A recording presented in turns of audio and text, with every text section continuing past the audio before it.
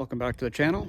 Today we're going to do smoked salmon, or Lux, and Lux, I guess. Lux is the first part, and then you keep going and turn that into smoked salmon. So it's more bang for your buck, I guess. You get 2-for-1 deal there, and yeah, so we're going to get inside and show you how we prep that, and in a few days we'll come out here. Hopefully it stays decent out. It looks like it's gonna be raining for the next couple of days. Those are pretty dark, but we'll see if we can smoke them in about 2 days, about 24 hours in the fridge. But yeah, well, let's head inside and we'll show you how we do it all. All right, so this is our setup for doing the Lux and the beginning part of the smoked salmon. Not a whole lot to it as far as ingredients go. You need sort of equal parts of kosher salt and brown sugar. I suppose you could use white sugar if you want, but I like the flavor of brown sugar. So I think you're really missing out if you don't use the brown sugar, but that's your decision, I guess. So the first step is basically making some saran wrap for the salmon to lay on so that we can cover it up with salt and sugar and cure it, basically, is what we're doing. We're curing it. So we want to wrap it up as tight as we can once we get it all layered up, and then we're going to stick it in the fridge. So this is how I'm going to do it.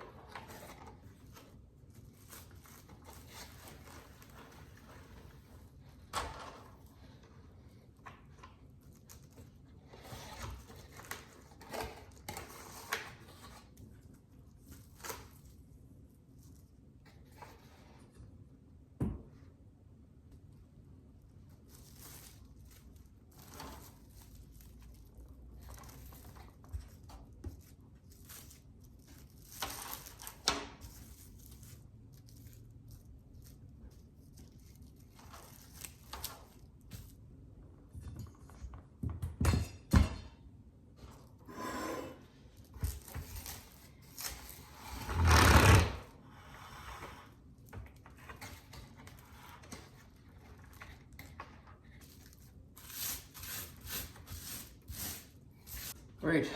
Once you have a piece of saran wrap that's laid out, or a cling wrap that's laid out big enough to wrap whatever size piece of fish you have, we're going to mix the ingredients together. So you just take, as I said, equal parts of brown sugar and kosher salt and mix it up. You know, depending on how many I'm doing, like 4, you know, you won't need as much as I'm using, but it's pretty much equal amounts. So it's not a big deal if you run out, you're doing it, you run out, you just mix up more, put it together, and you know, keep going, right? So I might probably need more than this, but through the magic of the internet, you won't see me do that. It'll just come out perfectly as a finished end product. So the one thing you want to make sure is try to break up any of the brown sugar clumps. You don't want like a big clump of sugar anywhere. I mean, it's going to happen a little bit, obviously, but you know, you want it evenly mixed so that you get that nice, sweet, salty flavor evenly throughout the whole piece of fish. And this is going to help draw out all the excess moisture out of the fish. And that looks like it's pretty much ready to go. And cure it. All right, so basically you want to make a nice bed for your fish to lay on. And you definitely want to have the fish with the skin on. Don't know that you would be as successful doing this with a piece of fish that didn't have the skin on it. I've never done it without the skin on it. So get some skin on your fish. All right, so here's our fish. I'm gonna lay that guy down there. Might need a little bit more down here to lay on. And then you just want to cover that really well. Again, you're breaking up the bacon. Like, you don't have to go crazy, but you want to break up. Oops, you want to break up the bigger chunks of sugar, because you really want this thing evenly coated.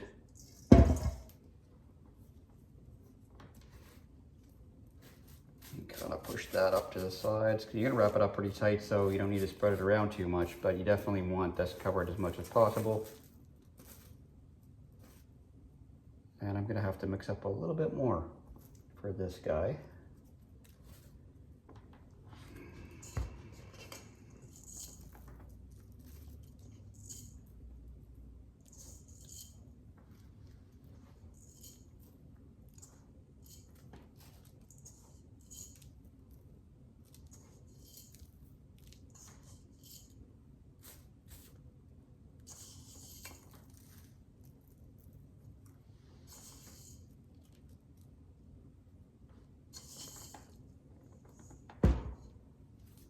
All right, so now that that's covered,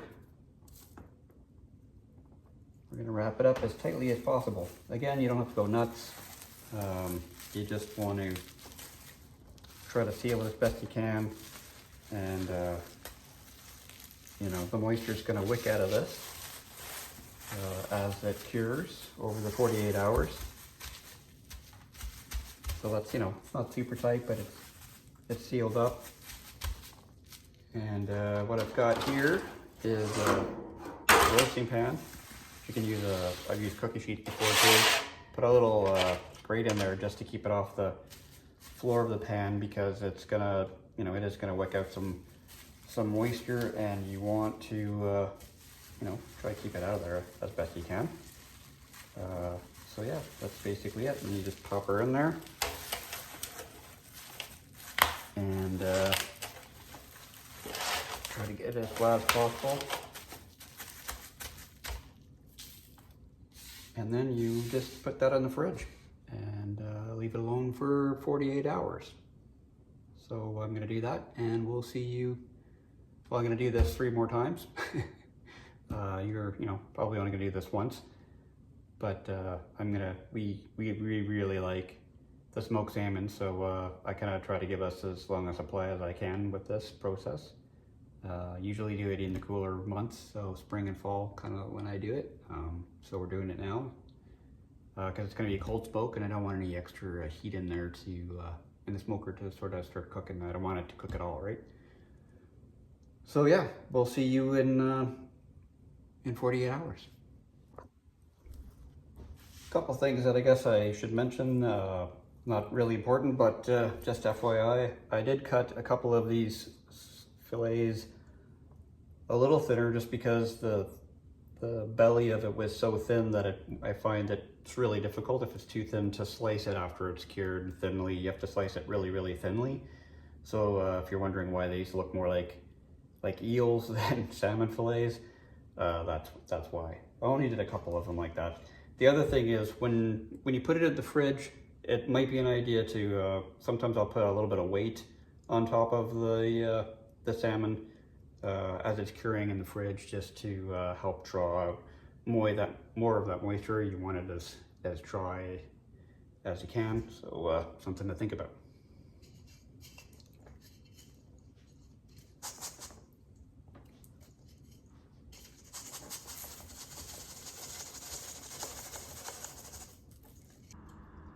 Okay, it's been 48 hours and they've come out of the fridge. We're going to unwrap them now and rinse them in cold water, and after that we'll pat them dry and stick them back in the fridge for about 30 minutes. That'll allow them to tack up, and that'll help with the smoke flavor to sort of stay into the meat of the fish. So yeah, we're gonna wash them up and have a look.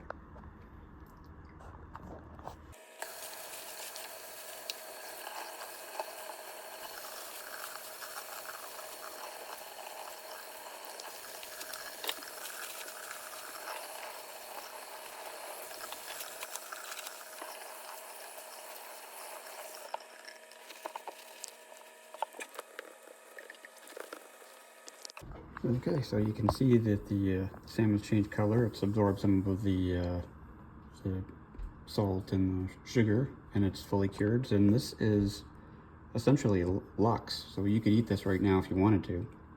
It's ready to go, but we're gonna add another layer of flavor to it and smoke it with some hickory chips, or hickory pellets, I guess is what I'm gonna use this time.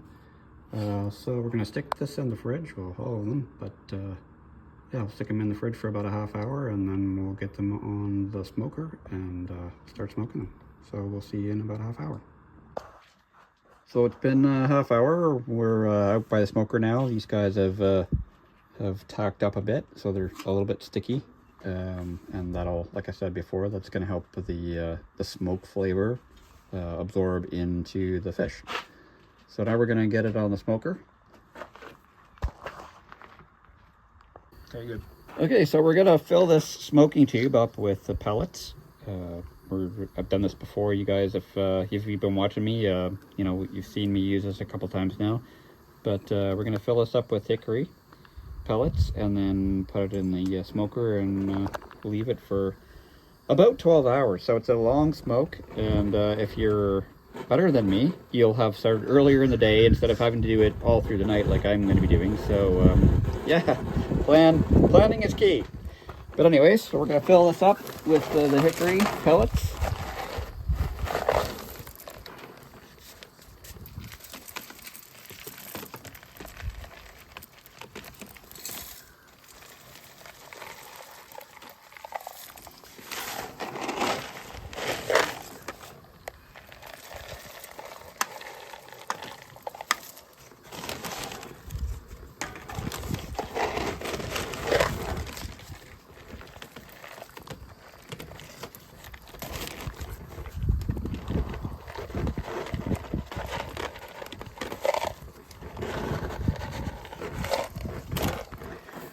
All right, so this is full now, and you're probably going to get about 2.5, 3 hours out of this. So you're going to have to refill it a few times during this 12-hour smoke.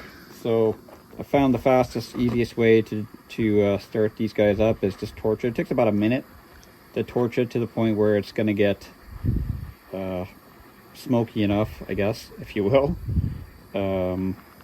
Kind of depends on how much you light this up and get it going as to how long it's actually going to smoke for. So you kind of have to check it pretty often. The wind's helping us a bit here, so it might be a little bit less than a minute, but you want it going pretty good. You don't want to have to come back here and open it up and relight it. So it's kind of a pain in the butt, and it doesn't, you know, you're losing smoke time. So you really want to make sure this is going pretty good before you put it in there and leave it for the first 2 hours or so. You know, I'm hoping I can get close to 3, because then I can actually get a few naps in over the night. But I guess we'll see. Obviously I have my glove on there just to protect my hand from all the flame there, and as you've noticed, I'm pretty close to the house, but there's going to be no real heat, no danger. Once this flame is out, you know, I don't have to worry about the grill sort of lighting up the house, right? Because there's no real heat, not enough to worry about anyway. So I haven't pulled it out. But if you are grilling, definitely, you know, you want to get away from the house. All right, let's check this and see.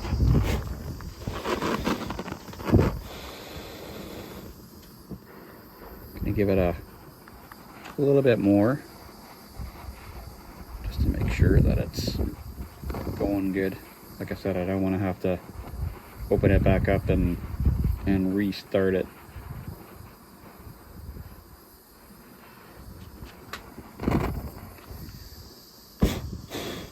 All right, that seems pretty smoky. So we're just gonna lay that in there. You know, you could totally use a different wood if you want, but I think the traditional wood for smoked salmon is hickory. But you know, do what you like, right? It's your grill. You want to do it your way, but I like the hickory smoke. Done this salmon smoke several times, and the hickory smoke has never let me down. So we're gonna tuck this in bed now. crack that open just a smidge. We've been lucky. The grill gods have been kind and given us some decent weather. It was supposed to rain, but it hasn't. So hopefully that'll hold up for the next 12 hours.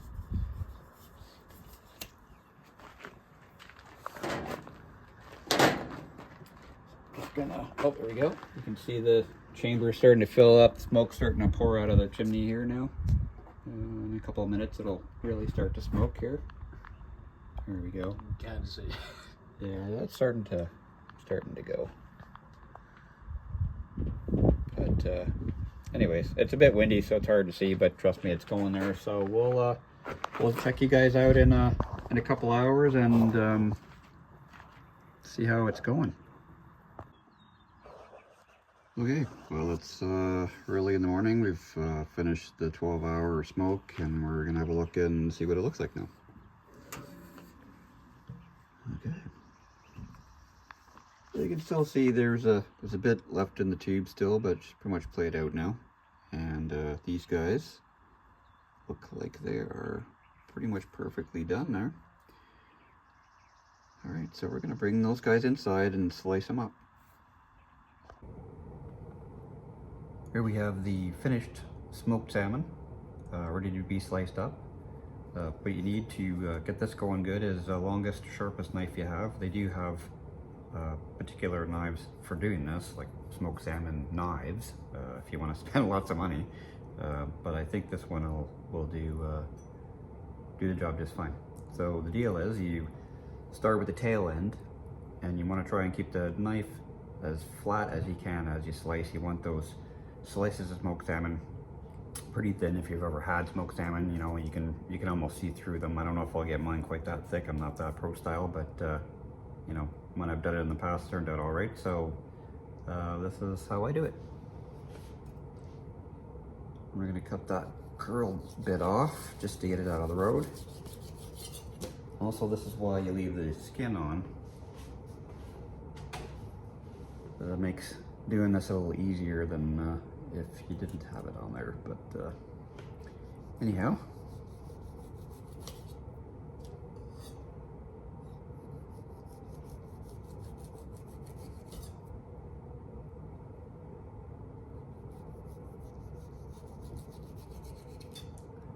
that one's a little bit too thin.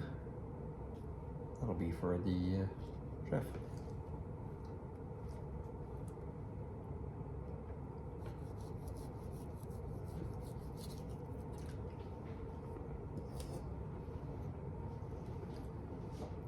So that's getting close to what you want there. I don't know if you can see how thin it is, but as you're gonna go up, it'll get a little wider and a little bit more moist. I guess this is a little bit dry on the very tail end part of it, but it still tastes pretty good.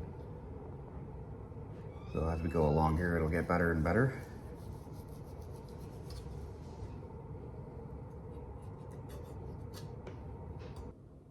Yeah, that's closer to what we're looking for there.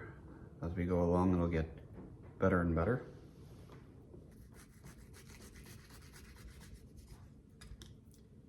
There we go, you can see that's nice and moist and reasonably thin.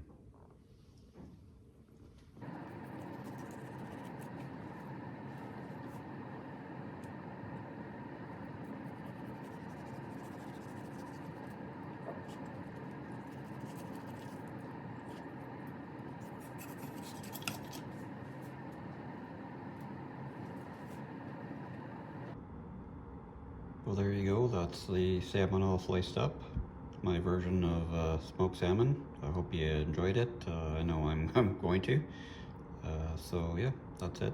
And thanks for tuning in, and hopefully we'll see you next time.